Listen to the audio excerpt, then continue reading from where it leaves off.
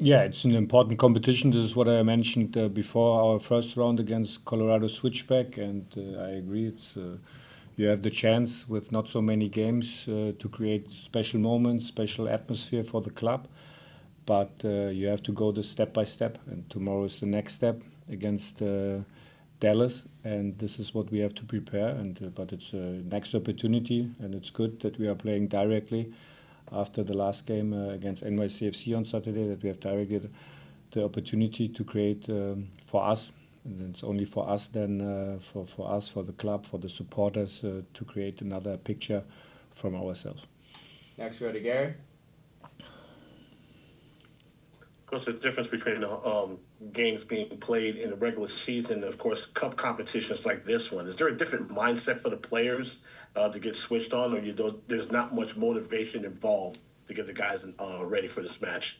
Yeah, the highest motivation is it's a do or die game. Huh? This is the highest motivation, and that's the biggest difference to a regular season game. And tomorrow you have to be ready because so the result is everything in this competition, and we have to be ready with our intensity. We have to be ready with our energy level, with a clear direction against Dallas. Next, we go to Joe Pantorna. Hey, Sandro. Just wondering if Lewis Morgan would be available off the bench tomorrow for you. Thanks. It's the biggest surprise. I expect this question at the first, to be honest. So, but he's in full team training, and it's good to see him now in a very good spot. And now we have to decide if it makes sense tomorrow to be an option or maybe on Saturday. This is what we have to talk as well with the whole medical stuff, and then to make the decision for tomorrow. But what I can say is he's in full team training. The same situation like with Serge and Gomar, so that's good. Next, we go to Christian. Hi, good afternoon, Coach. Best of luck tomorrow. Thank you. Due to Noah Isla and Sean Neely's having a yellow card accumulation, they're going to miss the game against DC. Is there a possibility for them to start tomorrow? And just if you can touch on man management, obviously they played 3 games in the last 8 days. Just how do you go about that with the team? Yeah, of course. So then when we look to the whole week from the load wise, it's clear that we will have a rotation for tomorrow, but it doesn't mean that we are not able to win this game with maybe another starting lineup. That's clear, and this is our main goal for tomorrow as well. And this is, and when we are talking the whole time, we believe this group. Then this is what we have to show them as well, with maybe another starting lineup. And of course, the situation with Noah Eile and Jean Niels, it's a little bit strange because now both center backs are out for Saturday. And at the end, you have two choices. It's they are playing tomorrow both.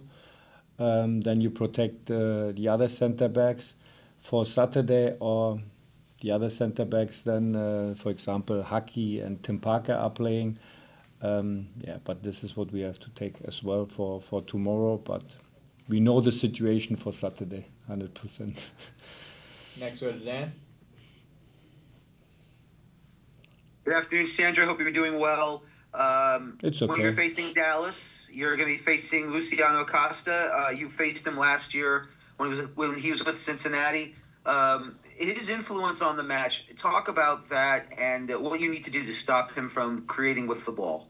Yeah, and as always, we have to do that as a group all together. And it's not now only maybe our 6 positions or our center backs or full backs, depends on his position. But I agree, he's a key player, and he was last season a key player from Cincinnati. He's at this moment as well in this season the key player for Dallas.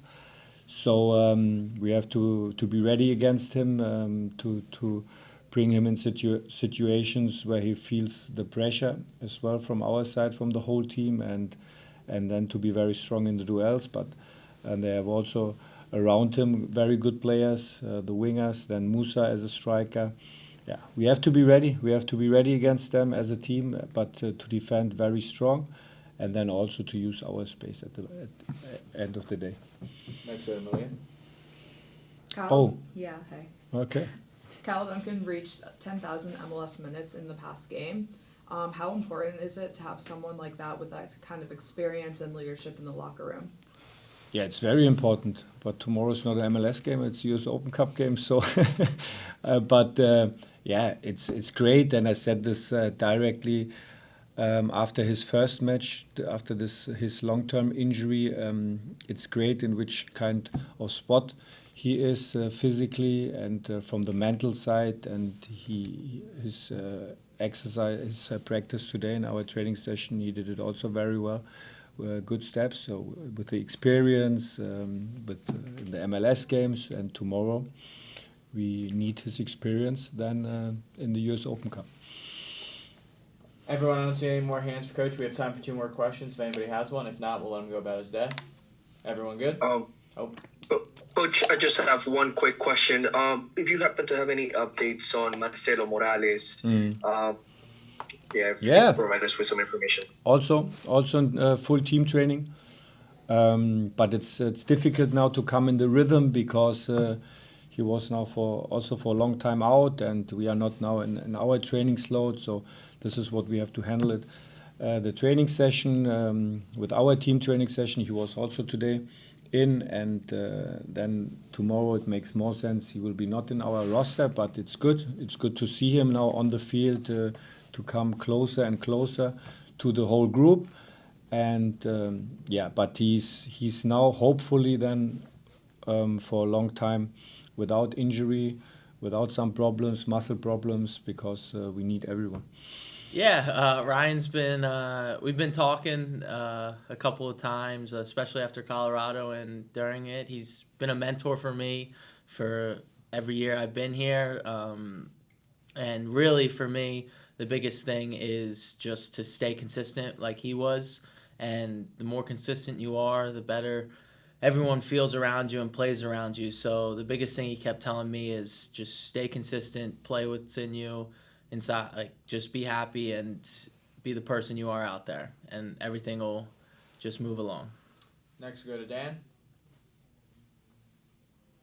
Hey AJ, good luck tomorrow. What does it mean for you to be in this competition? I know you had your first MLS start against Toronto in the victory, but to be with the opportunity with this journey to get to this trophy, if you do get there, what does it mean for you?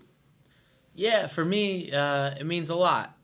Growing up, you've heard about the tournament, you know about the tournament. It's one of the biggest tournaments, longest tournaments in America. So for me, when I was growing up I played actually with Westchester. We were competing for the Open Cup, trying to get in, and now being here in this position, just overall for me, it's important just to win as many games as possible as a starter and be the guy that's there each and every day, playing and just prove to everyone that I can be in this role, and that's the important part. And winning championships is what matters at the end of the day. Next go to Gary. Hey AJ, good luck for tomorrow. I've seen you play throughout the years with New York Red Bull too, and during your journey until to now for the first team. I'm curious to figure out, how does one like yourself stay grounded, knowing that you have not only an awesome responsibility to help move your team to the next round, but at the same time, just prove that you belong not just now, but in the future? How much of that goes into, you just simply focus on the task at hand?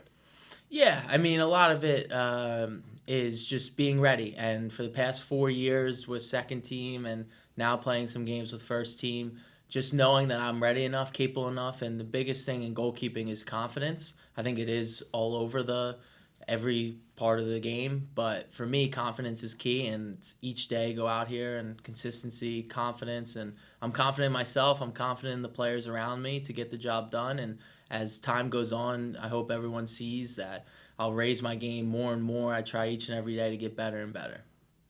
We'll go back to Dan. just to ask you this, can you compare the time when you played against Toronto and then you played Colorado Springs in the Open Cup? I mean, I know it's two different competitions, but obviously it's a different level from an MLS side to a USL Championship side. I mean, could you see the differences there? And when you played Colorado Springs, just how dangerous were they? Yeah, I think, both leagues have definitely raised their game over the past couple of years, so it's hard to really see the differences and everything. Obviously, there's definitely differences in styles of play and everything. But for Colorado, they had a ton of attack, especially when their subs came in and we were a little tired. But overall, Toronto, I really just truthfully basked in the aspect that I was playing and just being out there. It took a while to get out there, 4 or 5 years now. So I just took that all in and everything. So I really can't tell you the difference between the two. I was just out there playing the game I love. Next, we go to Malia. So you've spent a significant part of your Red Bulls career alongside Kyle Duncan. Can you just speak about his professionalism and work ethic as like a player and a person? Yeah, Kyle is an unbelievable guy. He's one of the nicest human beings that we have in this locker room. He's always there for the team, always being 100%, giving 100% no matter what happens. Yeah, there's mistakes that happen, but he's always reacting, always trying to make that next play, and he's just a great teammate and a great person.